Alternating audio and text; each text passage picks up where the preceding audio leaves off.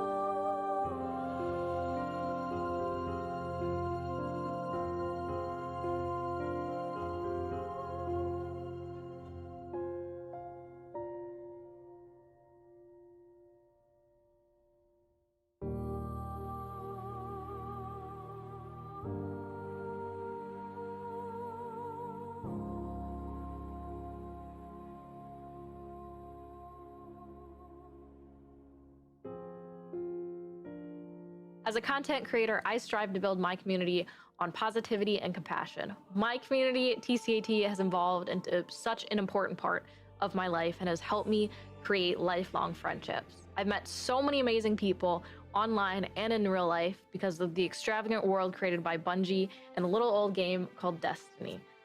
Some of my favorite memories include traveling to Bungie to reveal the Taken King, going to GCX and meeting so many amazing people, and raising money for St. Jude. I will cherish all of these memories, and I cannot wait to make more.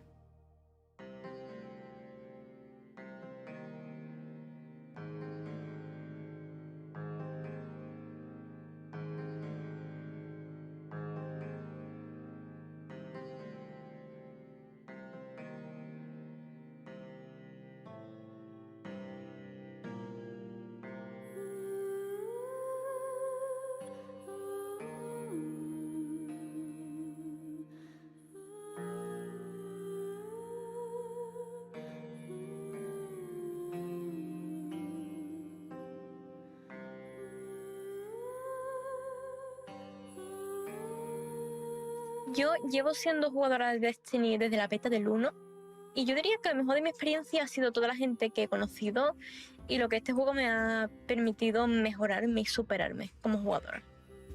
Lo más gratificante para mí han sido las experiencias en raids de día 1, la competitividad que estos generan y los retos en solitario que esta magnífica entrega te permite realizar. Así que vamos a por otros 30 años, Bungie.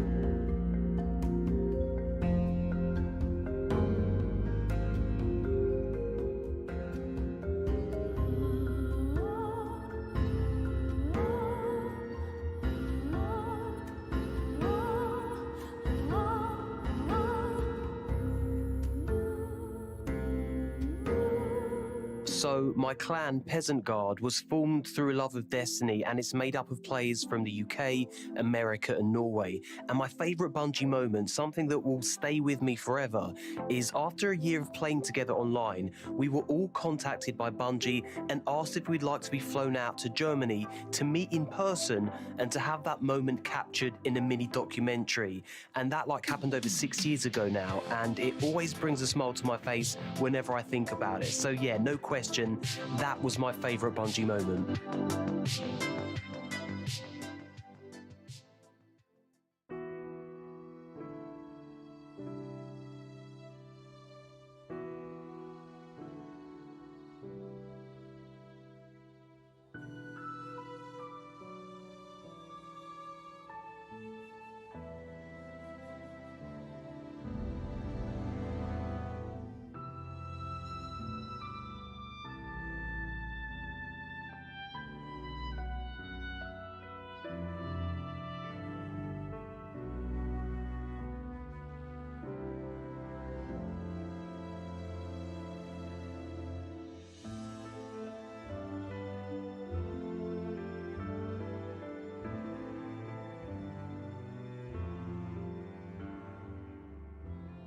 I am a former drug addict, and playing Destiny 1 kicked my drug addiction. And on my 5-year sober mark, I actually got the Titan Hunter Warlock class logos tattooed on me. And I also want to thank you guys for consistently putting out great games that help build a community.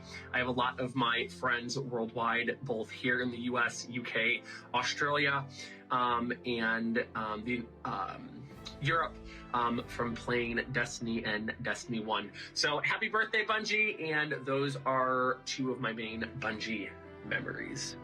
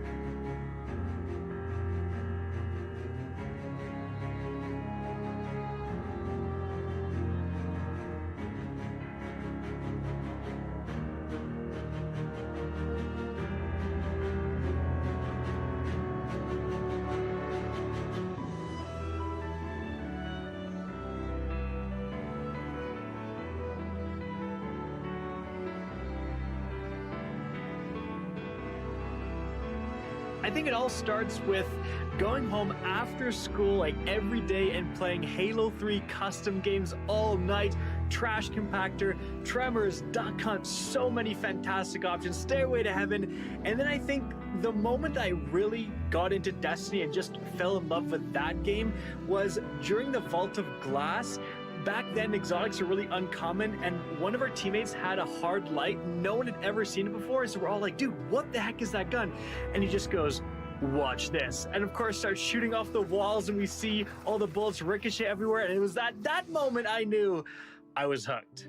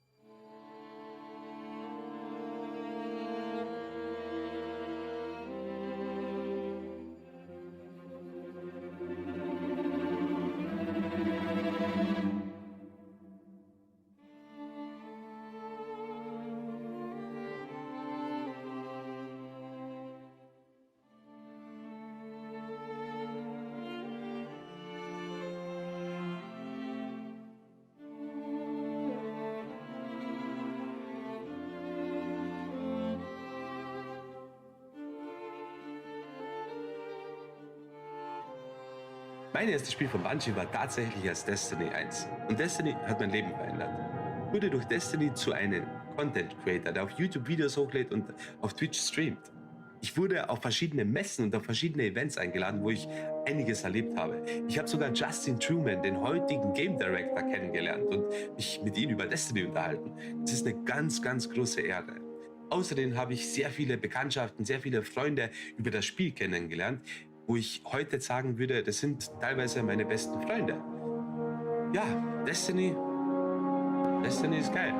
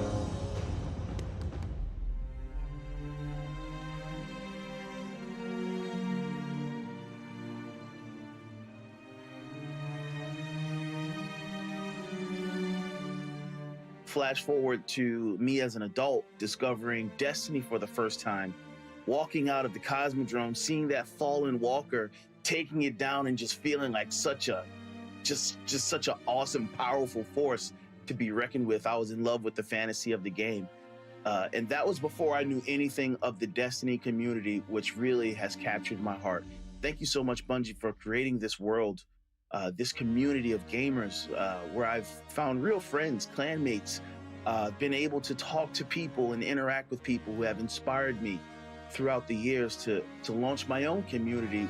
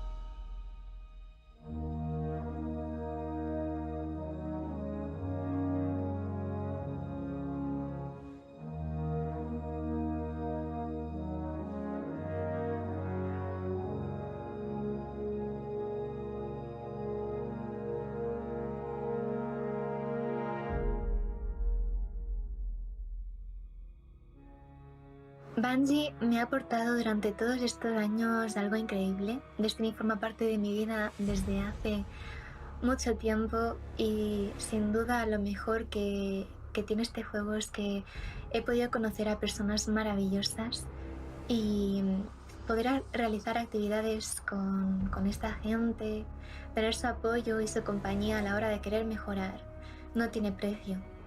Espero poder seguir durante muchos años más en este mundo y poder esperar con mucha ilusión y mucho hype todo lo que está por venir.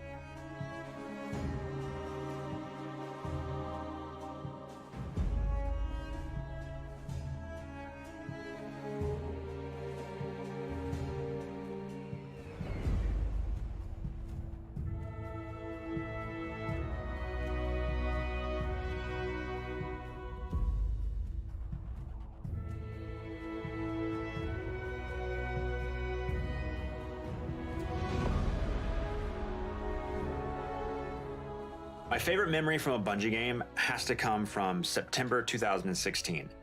It's a work night and we're about done with the Wrath of the Machine raid when my friend messages us and says, you know that ARG puzzle that Bungie put out?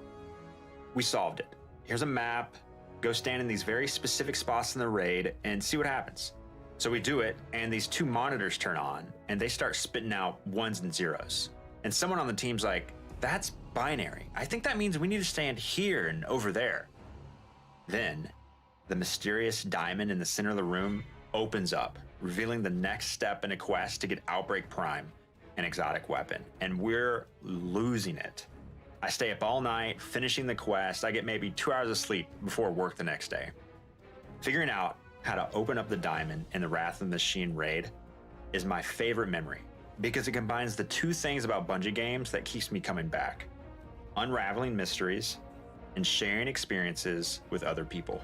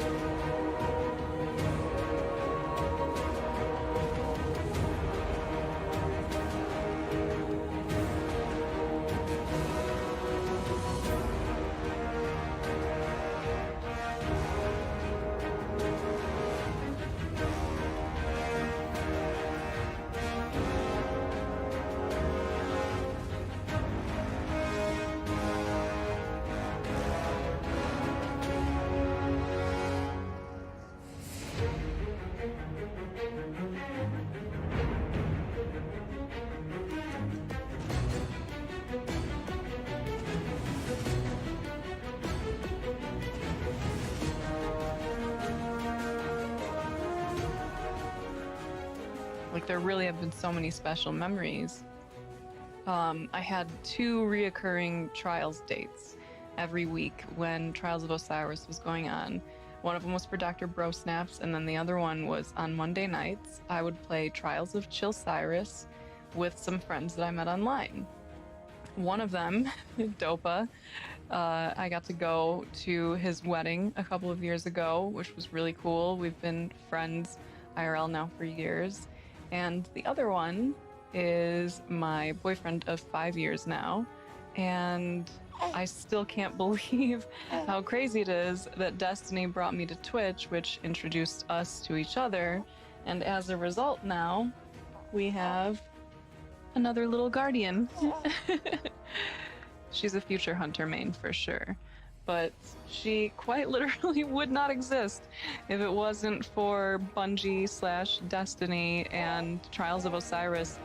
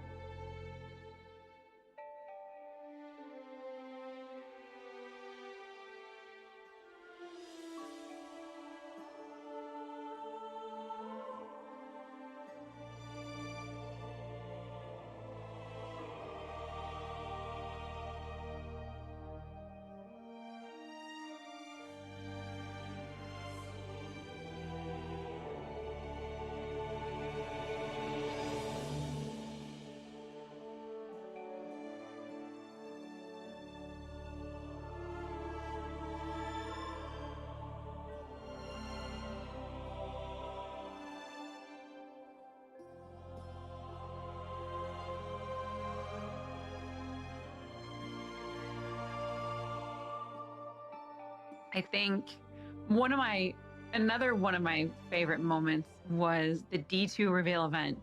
And I don't think there will ever be an event that will match that. And I could be wrong, but the room was shaking. Everyone was so excited.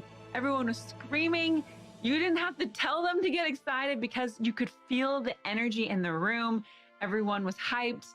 There was like this vibration in the room of how excited everyone was. And it was I remember just holding Watts' hands while the trailer was going on, and Zavala just came down, bubbled up, and I'm pretty sure we cried together. We cried while holding hands watching the cinematic trailer for the D2 event. So I remember that being such a huge moment, and I just knew that I was a part of something that was way bigger than I thought.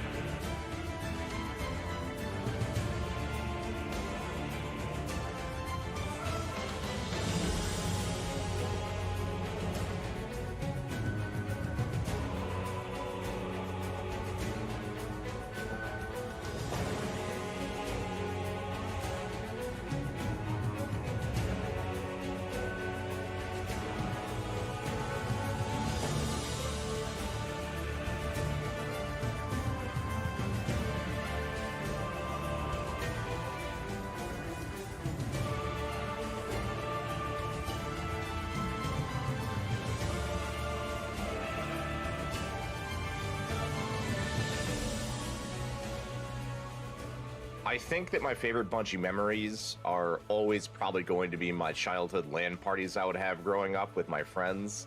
And then even into college with like Halo Reach when it launched, I remember running down to like the college store and getting my copy there.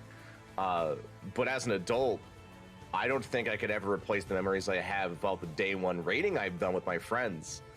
Just being faced with a colossal challenge and defeating it with some of your best friends, there's just nothing quite like it.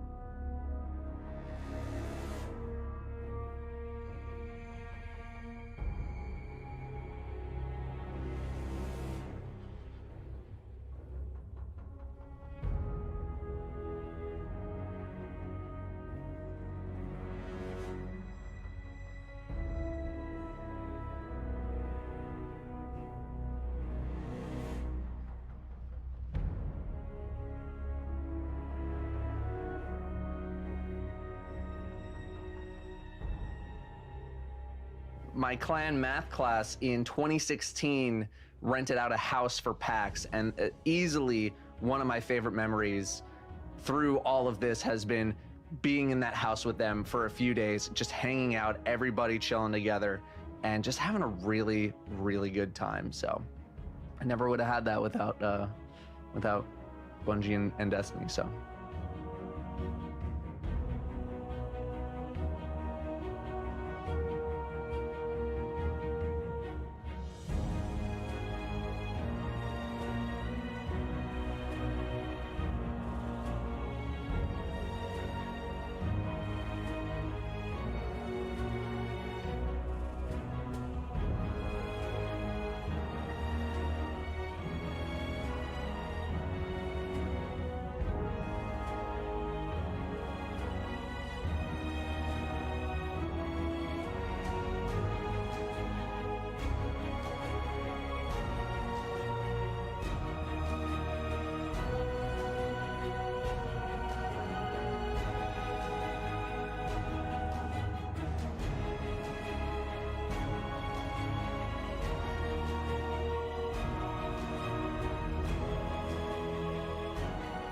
Oh man, some memories, man. The memories that really, truly brought me back was Destiny 1. And we played Auto Glass week 2. We didn't play it on the week of release, we played it on week 2. And when we first experienced the raids, me and the boys from work, I didn't really know too many people. We went in that raid, man, and we defeated the first encounter. We beat the first encounter.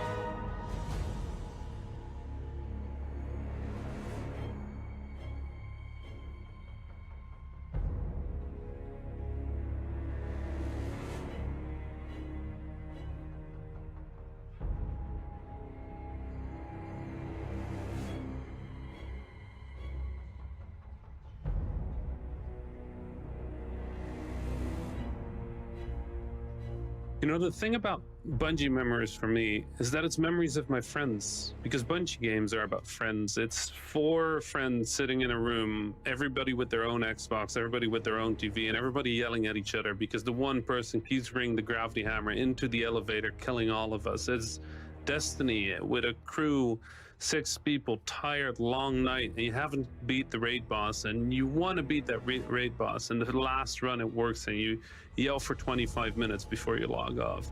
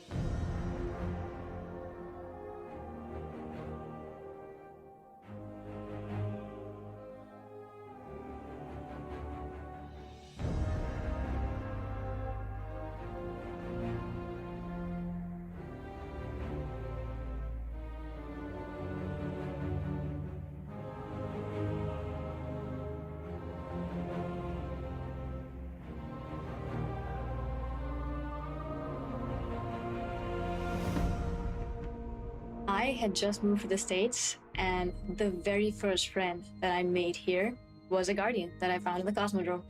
And that Guardian has been my best friend and brother for 5 years now, and that was only the beginning of a very special relationship with Destiny for me.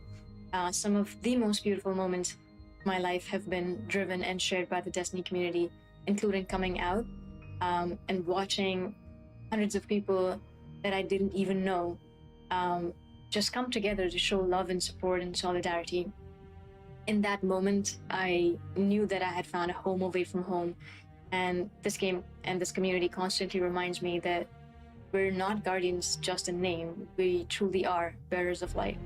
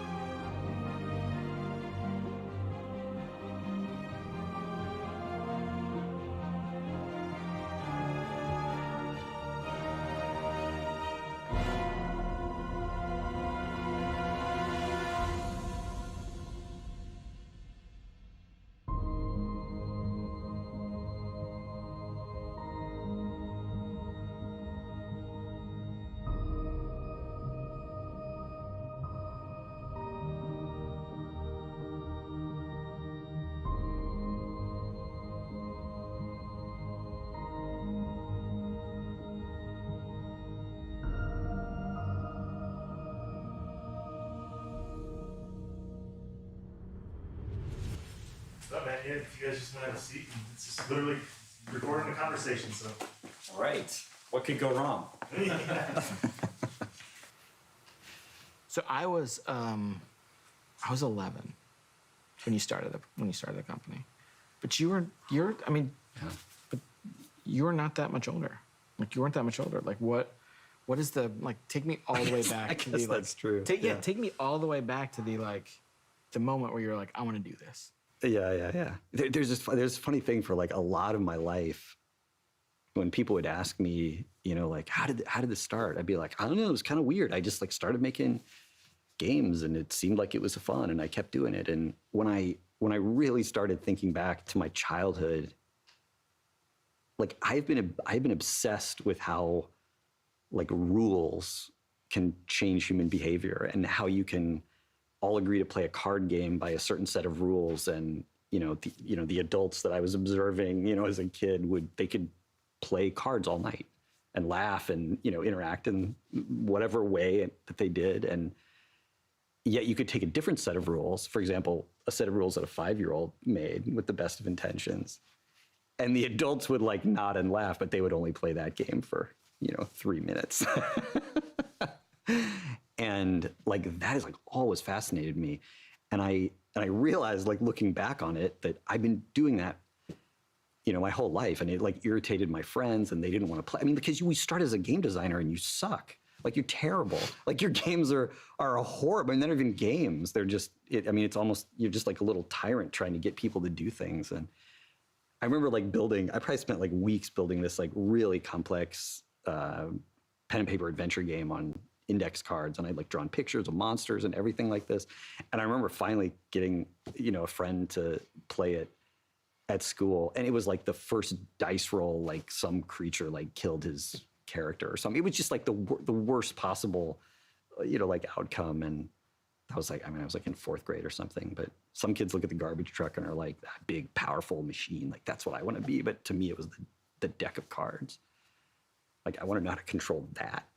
Like that, like power to build an experience that when people come into it, they leave with a smile on their face or more connected to the people around them. Yeah, I've been doing that forever. It's kind of crazy. Way before computers. And then of course, right, I saw games on computers and I was like, wow. My perception, based on all of our time together, has actually been like you are more interested in the making of them in a bunch of ways than playing them. Like playing games isn't like it's not an explicit hobby of yours. Like you're educating yourself. It's more work, but it's like you're always making stuff. Yeah, I think this is true, and I feel a little bit like guilty about it sometimes because I think it is the most dangerous thing as a designer to enjoy the making more than the playing, right? Because the number of things you can enjoy making is infinitely larger than the number of things that you can enjoy playing, right? Much less other people can enjoy playing.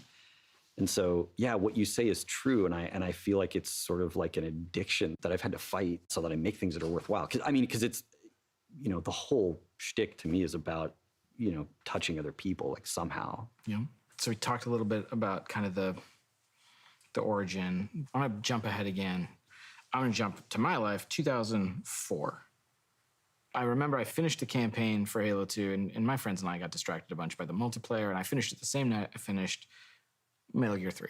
And after I finished both of those games, I went and watched this Vidoc, the documentary that I look at now and I met a bunch of y'all and I'm like, oh, I didn't pick up on all the like human suffering in this documentary the first time I watched it.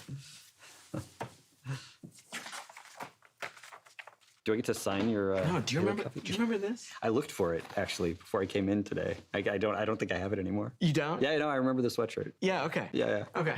Yeah. Yeah. So this is what is this from? Like, what is this actually? I've like wondered this. Like, what is this? It was just like what? Yeah. It said Osiris on it. I thought it looked cool, and yeah, I bought it. I have no idea. Sadly. Right. I have no idea what it was. Yeah, I still, to this day, I remember the sweatshirt, right? Yeah, and this is this moment that I became like aware that humans make these things. Because otherwise it was like magic, right? There's nothing in 2004 about, look at these developers making stuff that you care about. That's not, like, there wasn't really much of, like, the internet sucked too. Like, you didn't have, like, look, you can access these people, and none of that. It was a totally different time. So I'm watching this documentary, and this dude shows up, and so the paraphrase is like, like the cynical gamers who something doesn't grab us in 5 minutes, we're gonna turn it off. And it was like, I was like, oh my God, it was like I was spoke to. And I have I'm like an English degree. Like I can't make games. I couldn't write any couldn't write code or anything. I just remember feeling as like a player, like super duper spoke to in that moment. And so we come out of the building a game, like building it by yourself, and talk now about like the team has changed. Like building teams has changed. Like the way you think about building teams has changed. The way like in the however many years I've been at Bungie now, in the fifth, like the way the company approaches building teams have changed. Let's go all the way back to Halo 2, like building the team for Halo 1 and Halo 2. Yeah, I mean, I think if like past Jason was here, he would disagree with a lot of stuff that I'm going to say, but I think compared to the intentionality that we, try, sometimes exhibit, know we should have about building teams and how important teams are. Back then, it was almost just this, snowball that was rolling downhill of people who, liked our games and came to the company, and, then, snowball rolled a little faster, and it was just a bunch of people trying to do their best, trying to recreate the feelings that they had, when they played games. And you can get pretty far on passion and talent, but it sometimes makes things really hard when you're not being thoughtful about the organization of the team, the design of the product relative to the resources and time you have. And yeah, it made Halo 2 super challenging for a bunch of reasons, but yeah, I don't know. I guess that's, and past Jason would tell me, like, you're an idiot. We were thinking about all that stuff. You just had to learn. But like, when I look back, like, he wasn't thinking about that stuff, What was he thinking about? I mean, he was just thinking about the game. But I mean, I don't know. I always think, I mean, I think my past self is like not really that sharp because I mean, every year we've learned so much, I feel. And so I look back and I think that, you know, that guy must be an idiot. Because look at all the stuff I learned just this year on Halo 1. Like I didn't know anything. But I go back and yeah, I found one of the notebooks from Halo 1. Like that guy wasn't an idiot. Like, I mean, there's stuff that, you know, he didn't know, but there's a lot of like super interesting exploration and thought and like possibilities that, you know, didn't end up at the game in there. And yeah, so I don't know what to make of that because I feel like I've learned so much. But when I go back, I'm sort of like blown away by, you know, what was happening in my mind. Yeah. It's pretty embarrassing when I think about like I think about my life in terms of decades and like what are like the big lessons from the decades. And when I like articulate one of the like a lesson from my 30s, it's like so embarrassing. Give me one from yours. Yeah. Oh man. I mean, I started Destiny 1 not understanding the value of having at least somebody on the team who cares more than anybody else about, what the team is missing, what the team isn't admitting, who on the team isn't talking to each other, where on the team is our dreams incompatible with the calendar, or our dreams incompatible with our ability, or our dreams incompatible with the hardware that we need to run on. And I saw production as, you know, a calendar and a schedule. And it's true that a schedule is a thing that you use to sort of test people's understanding of reality in the sense of, you know, can the things we want to do fit in the time that we think we have, and how are we tracking against that? But I saw it as like an end in itself. And of course it irritated me and I, you know, didn't pay attention to it. But God, like embracing all that stuff is a thing that will be, front and center in anything that I do, anything I do in the future. I think it's making sure everyone on the team has an objective understanding of reality and doing anything you can to fix it when that isn't true. I didn't understand that when I started Destiny 1. Destiny 1 made me understand that. So what I want to talk about now is where computers are heading. Mm-hmm. Mm-hmm. Where's it going? AR is going to be the thing that displaces mobile. Like I'm so sure of that. I'm so sure we're all going to be wearing glasses, and all the TVs are going to go in a landfill. All those companies are going to go out of business. All the cracks in our ceiling are going to get fixed in our glasses. Like so many people are going to end up with virtual pets and windows out to the Taj Mahal or the Eiffel Tower. And maybe it'll be 20 years. Like, I think it's going to be a lot sooner than that. And I think it's going to be really interesting. And when it happens, like the reason that you're going to know it's going to take over the whole world is everybody's going to laugh at it. Like everybody's going to think it's ridiculous. When the iPhone, you know, came out, the stuff people were saying to like not admit that they were holding like a, you know, chunk of the sun in their hands that was going to change the world. Like the stuff people said was ridiculous. And people are going to do that again. And the other interesting thing about AR is if you have AR, you have to have local compute because you need high frame rate. You need to be able to render all kinds of crazy stuff like right there, like, you know, within 2 feet of your body. Yeah, which means I think all the cloud computing stuff totally going to happen, absolutely going to be a thing. But we're not going to transition fully to, you know, thin client. But yeah, those would be my two predictions. Local compute never goes away. AR displaces mobile, like 100%. So on a long enough horizon, how are we going to get ready for that? we got, it's, like the, you know. It's a great question, and I think the answer is like we already are. Like I don't think what's going to happen is there's going to be a whole new slew of games that can only happen in AR. I mean, there's definitely going to be some, but I think in a lot of cases, what's going to happen is people are going to, throw away their TV and have a way bigger TV or they're going to go to a totally virtual space that has a bigger, screen. And they might play some tabletop or strategy games in a different way. But I think people are always going to be playing first-person shooters, with some kind of input device on like a virtual, window in their visual field. And so I think a bunch of the stuff that we're great at doesn't, get tipped over by this. The thing we're great at. All right, so let's go all the way back. Bungie games, someday. Not the company's still there, but I think a lot about my life through the lens of what would go on my tombstone. I just do. I think it's like completely busted. I don't think it's like a thing a normal, like reasonably sane human being would do. But I think it's a simple way of summarizing your existence, and it's the acknowledgement that these existences sometimes come to an end. The question I want to ask is about Bungie's epitaph. What is that simple distillation of what Bungie is? The tombstone-worthy distillation. I was on the 271 coming back across the bridge home, one night on the bus, and these two guys in front of me were talking, at first about college. Like they were older, but they'd obviously like gone to college together, and I think they worked together.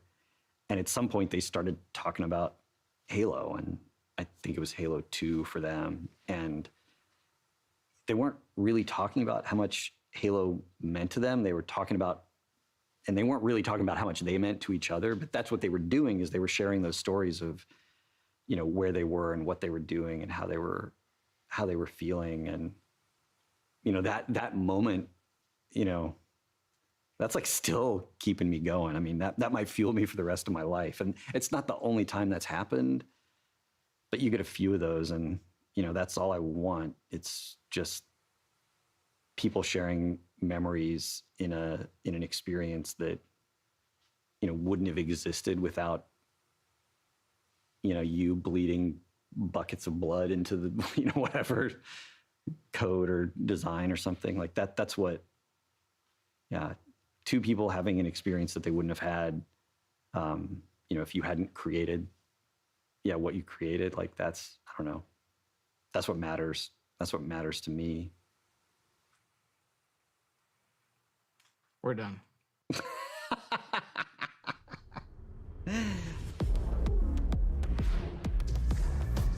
We're just going right into like the trailer, huh? This is what I brought you here to see. Beyond light! This is just a tool. It's an ice tornado, dude. That was the sickest thing I've ever seen. I'm in space! It's freaking Aldrin! Bow. No. What the heck? What's those baby falling? They're so cute!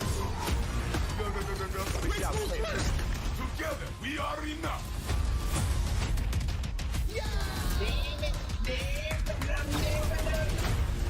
I'm gonna shoot you with 6 anarchies. You're gonna sprint at that Gorgon. Run.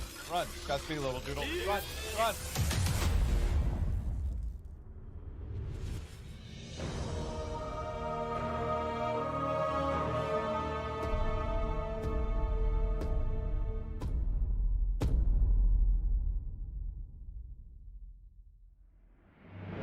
Welcome, Guardians. This year, we're celebrating our journey with you, whether you joined us 30 years ago or if it just started today. This game is in our blood. The Destiny team is full of Destiny fans. Folks who came here because Destiny was their favorite hobby. Folks who log out from work in the evening and log in to play with their clan. The team we have today is committed to relentlessly upgrading this game that we all love. We aren't happy with just another mission. Instead, we want to push the limit of quality you can expect in an action MMO with uniquely Destiny experiences like Expunge and Presage. We are committed to delivering the best mission content that you can play in any game with a friend and having the best feeling action game, period. And this shows through in the passion that we see for Destiny 2. Since we declared independence 2 years ago, the Destiny community has grown by over 20 million new players, and it continues to grow faster than we ever could have predicted. We're grateful to be a part of this amazing growing community that you all have created. You represent Destiny. You help make it better every year, and you are so welcoming and supportive of every new Guardian that sets foot in the tower. And only a handful of us are going to be up here today. Most of them are in their homes, at their desks, working hard to bring the next part of Destiny to life. It's a huge honor representing such an incredible team and introducing the next chapter of Destiny 2. So, without further ado, this is the Witch Queen.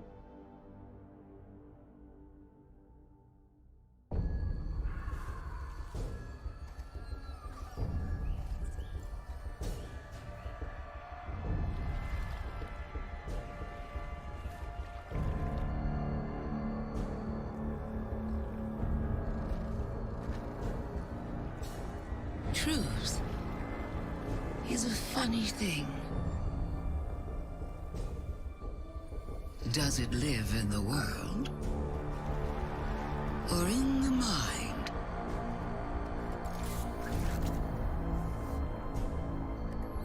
Is it constant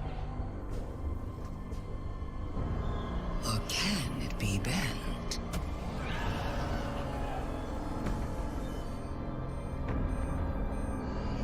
Who decides what is true? In this universe of light and dark, there is no greater power. Tell me, little lights,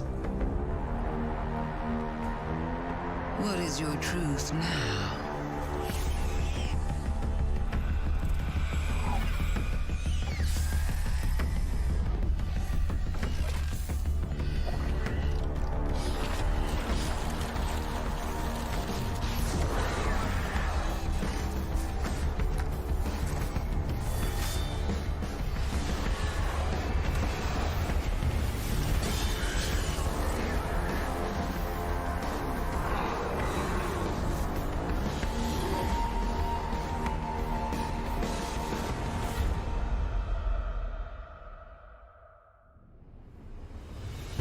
Oh my god, James. Savathun is serious. I think she's the most dangerous villain we faced yet. 7 years we've been building up to this moment, and she is finally stepping into the spotlight and showing us who she really is. What we know about light and darkness is proving to be way more complex than what we previously thought. There are so many lies, truths, and revelations that we're going to get to in The Witch Queen and the year leading up to it. I mean, we're paying off these narrative threads that go all the way back to Destiny's origins, and we're supporting it with the best content that Destiny has to offer. Definitely, and we've got a lot of awesome content to show today. Let's start with the most mysterious destination yet. Savathun's throne world. This is an uncharted wonderland of secrets and lies. It's this place that she's created in her own image, this surreal and majestic light-blessed world. She has this castle that she rules from. It overlooks this dark, swampy underbelly with this lone pyramid ship out there. It's the future world she wanted to create, built atop the darkness that she left behind. And throne worlds, they're a deep part of Destiny lore. Powerful entities create these pocket universes, and when we're there, we have to play by their rules. But now, our own light powers are being used against us. I mean, she has this whole army of Hive that she's ascended to the light and brought along with her. These are the Hive Guardians, and they are the backbone of her new army. We've talked a lot. Let's show a little. Let's take the first ever look at the Witch Queen gameplay.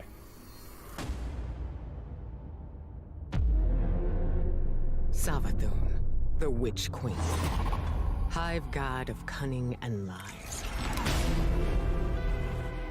After the death of her brother Oryx, Savathun went into hiding. Not out of fear, of course, but out of strategy.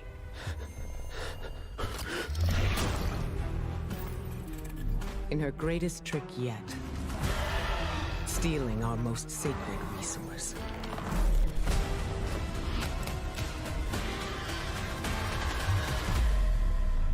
The one thing we thought she could never touch. The light.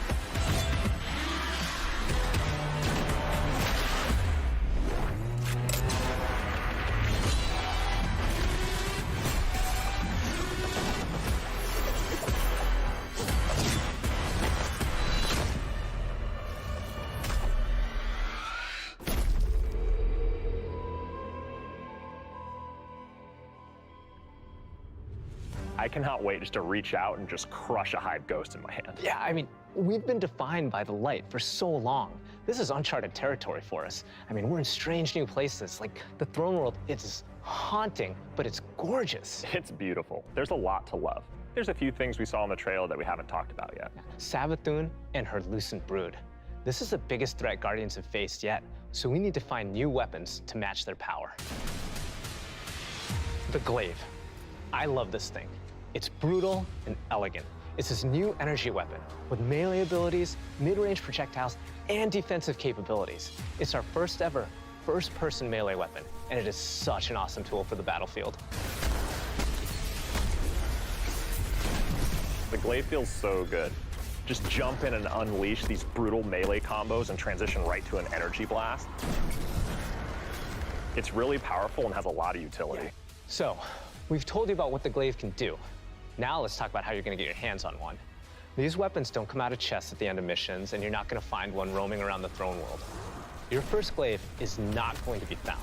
It's going to be built. Yes, weapon crafting is coming to Destiny 2. Now, chasing weapons has been an integral part of the Destiny Pursuit game since the beginning. And over the years, we've added more deterministic paths to get the rolls that you want on guns. Think things like Umbral engrams and the raid chest. Weapon crafting unlocks the freedom to choose all that and more. It gives us ultimate control over the guns. Now, this is a combat-focused crafting and progression system. That means the more you use these weapons, the more objectives you complete with them, the more you'll level them up, and the more powerful they grow over time. And at launch, here's the awesome thing. You'll be able to craft all Throne World weapons, new raid weapons, and the seasonal weapons. There's just a ton of stuff to do in this system. And the Witch Queen is just the beginning of weapon crafting. We have plans to add more craftable weapons, both legacy and new, throughout the year. We've seen and we've talked about a lot of really cool features, but let's get right into the meat of it. Let's talk about the Witch Queen campaign. I love campaigns. They've always been a cornerstone of the Destiny experience. They're rich, deep stories interwoven with big combat sequences and memorable characters. They take us to remote worlds in our ever-changing universe. And so we're putting extra care into the campaign for the Witch Queen. We want you to feel those goosebumps when you step onto the throne world for the first time and come face to face with Hive Guardians. And every one of the missions has its own unique fantasy. Like, what does it feel like to storm a castle or just go straight into the depths of hell? If you like games with standalone campaigns like Doom, Titanfall 2, God of War, and Halo, then the Witch Queen is for you. So, in addition to our classic normal mode, Legendary is our tougher, aspirational version of the campaign, where the enemies hit harder and respawning is heavily restricted. So every battle is a gut punch, every boss is a worthy adversary. It's gonna hurt. You might tap out, but if you persist and you get to the end, your time will be well rewarded. Whether you want to play solo or with a fire team, the difficulty will scale based on how many people you bring. Before we go, one last trip down memory lane. I remember camping out the Predator for Destiny 1 because I just had to have the Ghost. To me, it was like the symbol of Destiny. And if you care about that stuff like me, you're gonna wanna get your hands on the Collector's Edition because you're gonna get a Hive buddy to go up on the shelf with it.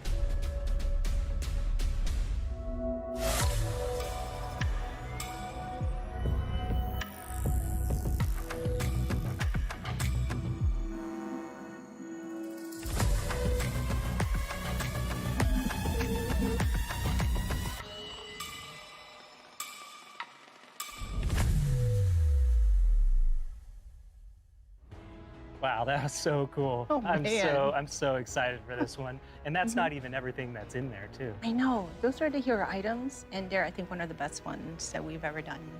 Collector's editions have always been like this really perfect jumping point to enter the worlds that we build, and actually lifting like in-world objects and putting them in players' hands is just, it's just a good feeling.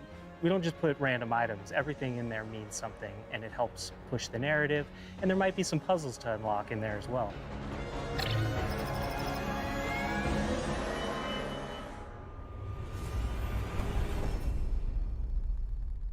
So at this point, you can see Savathun has been one of our greatest threats, operating behind the scenes for years. You may have heard of her brother, the Taken King, but Savathun is the most dangerous being we've ever faced. She's cunning, elusive, she works in the shadows, so in a way, Savathun is new to all of us. Exactly, and now it's time to finally see this legend reveal herself and change the Destiny universe forever.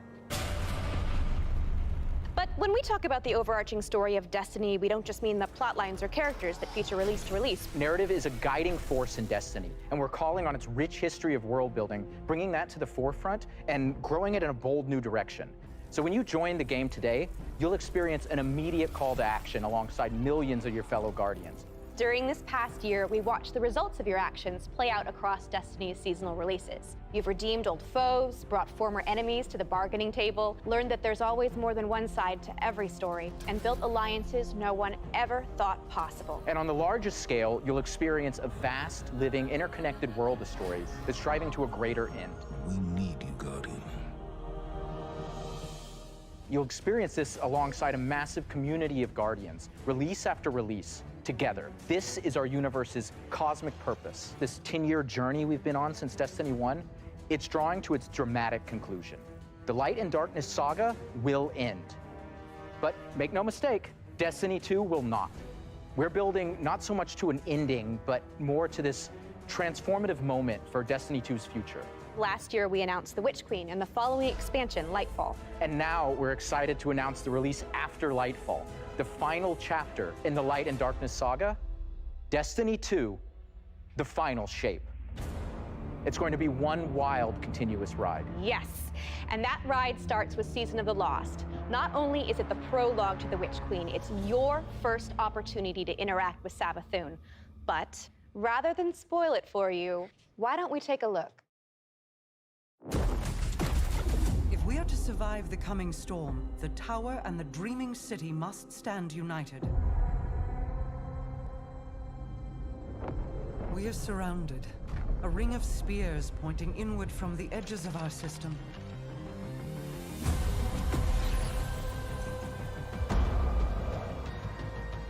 The Witch Queen is no less dangerous now than she has ever been. We must uncover whatever secrets she knows with the time that we have.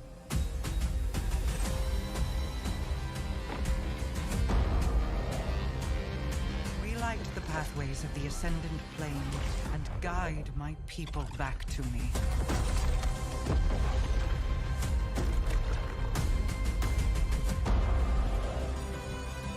There is a malevolent force at work in this plane, Guardian.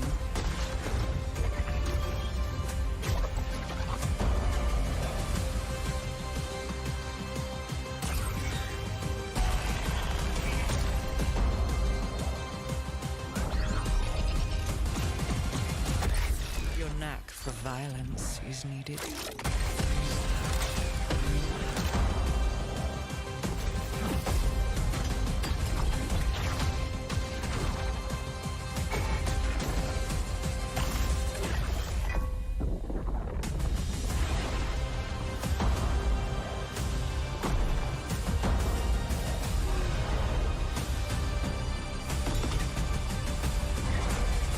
Perhaps with them, I can save us all.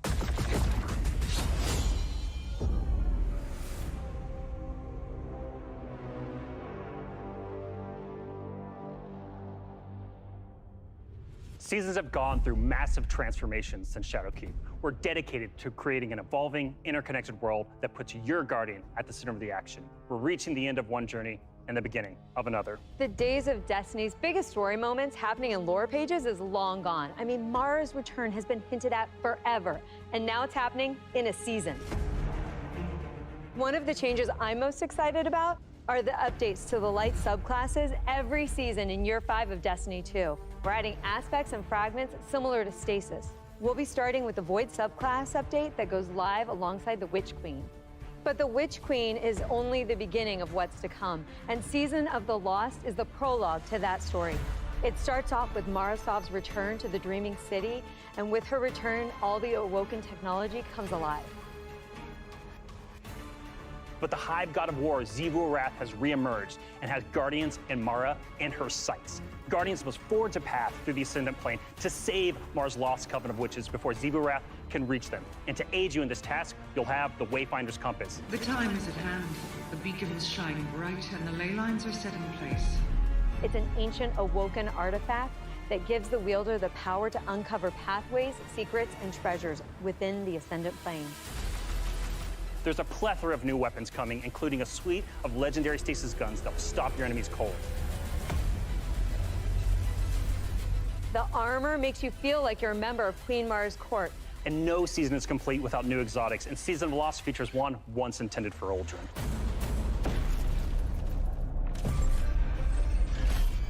Let's take a moment to talk about Trials. So Trials of Osiris is the endgame aspirational PvP activity and more popular than ever. Two of the biggest asks from our community have been adding anti-cheat and adding matchmaking. In Season of the Lost, we're doing both. We've partnered with BattleEye to soft launch the anti-cheat software when Trials goes live on September 10th. Also, you'll be able to matchmake with groups of players to form fire teams or solo queue by yourself. And we've remixed how rewards are distributed to give all players the opportunity to earn some of the best weapons and coolest armor in the game. That's right. We're shifting away from winning matches as a primary way to earn loot, and instead, winning individual rounds and completing matches will allow you to earn some rewards. But Going Flawless hasn't changed. So if you want to flex those PvP skills, the Flawless Chest will still be the only place to earn adept Trials weapons and unique cosmetics. All right, so the next chapter in Destiny begins right after this stream with Season of the Lost. Return to the Dreaming City with Mara Sov and learn the mystic art of wayfinding. I'm so excited crossplay is going live today. And today is your first opportunity to jump into Destiny with friends on any platform from all over the world, playing together.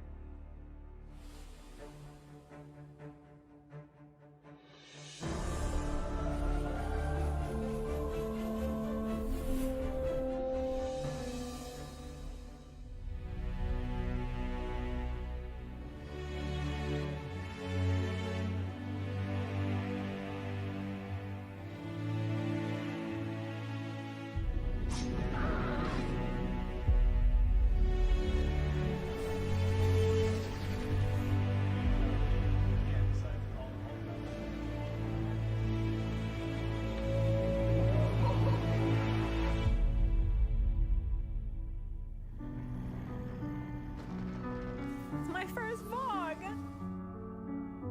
That's my first team.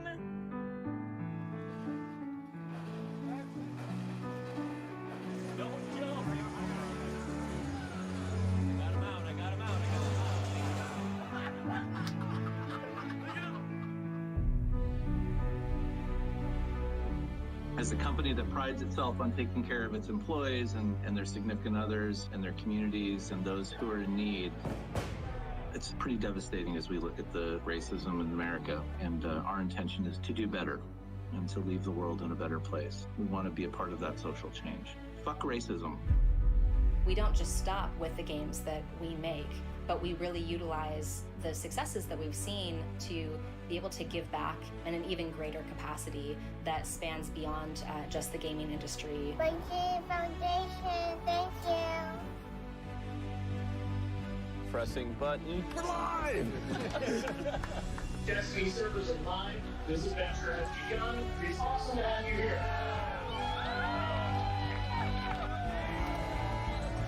Bungie, Bungie, Bungie.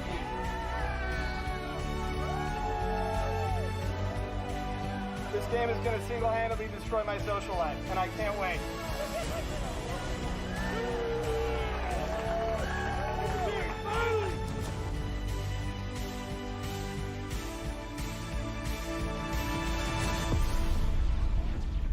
All right, Guardian. Time to kick 'em where it hurts.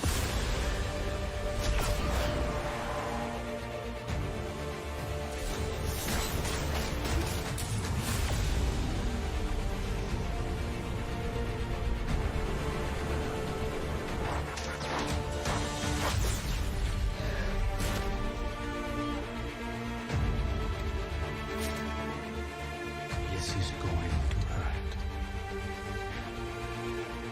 A lot.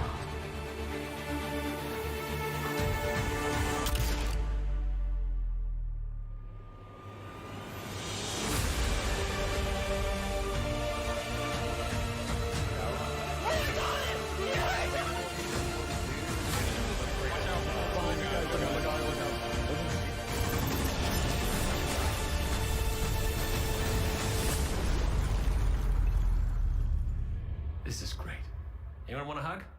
Hugs? No? No hugs.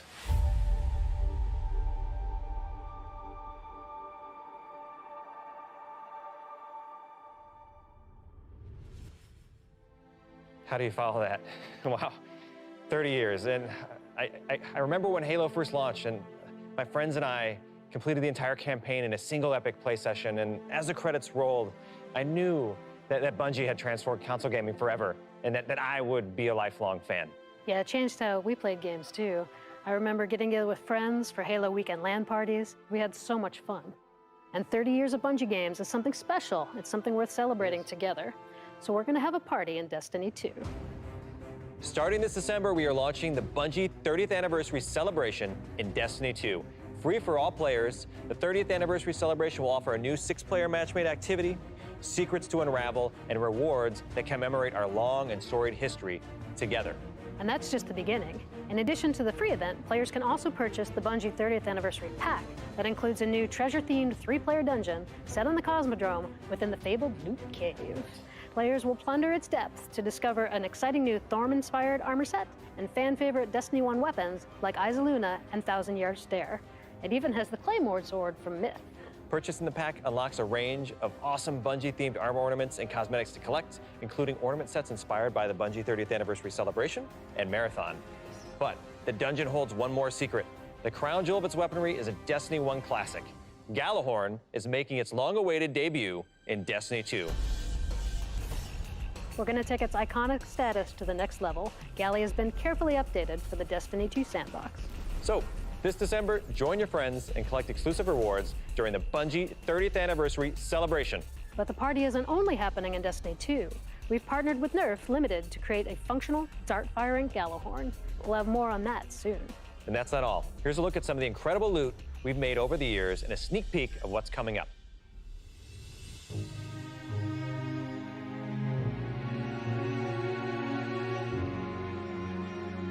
Wow, Lorraine, I can't believe we're celebrating Bungie's 30th anniversary. 30 years. It's incredible. Yeah. I mean, look, think of all the games and products that have come out over these years. Yeah, starting Operation Desert Storm, Pathways into Darkness, Marathon, Myth, Oni, Halo, and Destiny. 7 years of Destiny. It's an amazing journey. So excited, you know, we have a lot of really cool stuff coming up and a lot of other things in the works, of course, as always. But yeah. I mean, what do we have? We have the Fallen Captain statue, which is incredible. And then we have the helmet, the Celestial Nighthawk That thing helmet. is so cool. Yeah, and my favorite, the Arcadia jump ship. Yeah, I get goosebumps just thinking about that. You know, it really gives me that nostalgia from Destiny 1. And so I think it's a great way we're gonna celebrate not only Bungie's 30-year heritage, but the 7-year heritage of Destiny. Yeah. And it definitely gives you the feels.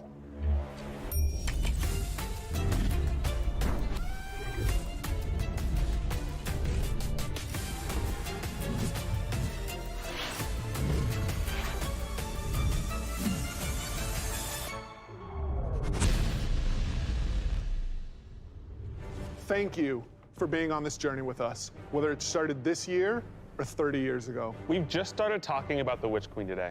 You've got our first peek at weapon crafting, our definitively Destiny campaign, the glaive, and a year full of updates to all our light-based subclasses. All of this and more is coming alongside Savathun's long-awaited arrival front and center to the Destiny universe.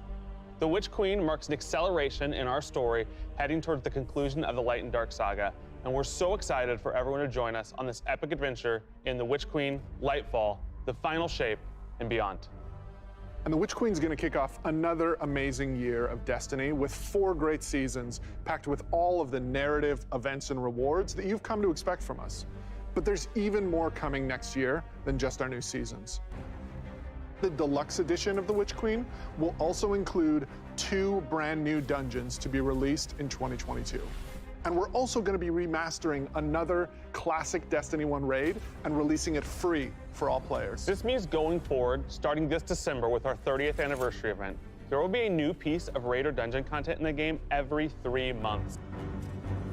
In 2022, we will also be adding legacy rotations for raids and dungeons, meaning every week there will be new ways to earn rewards in both the latest and greatest content and raids and dungeons from the past. If you love amazing in-game content, we want to prove that no other game offers more quality and more variety than Destiny 2. We hope that you've enjoyed a look into the future of Destiny 2. Witch Queen pre-orders are available wherever you play Destiny. Crossplay is live on all devices, and Season of the Lost kicks off today. See you in game.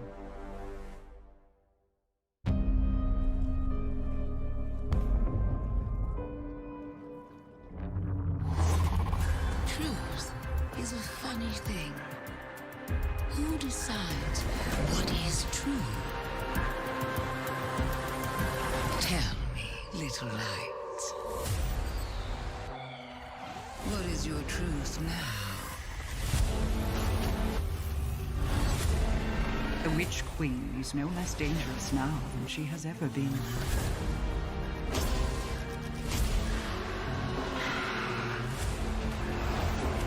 Prepare for what is inevitably to come.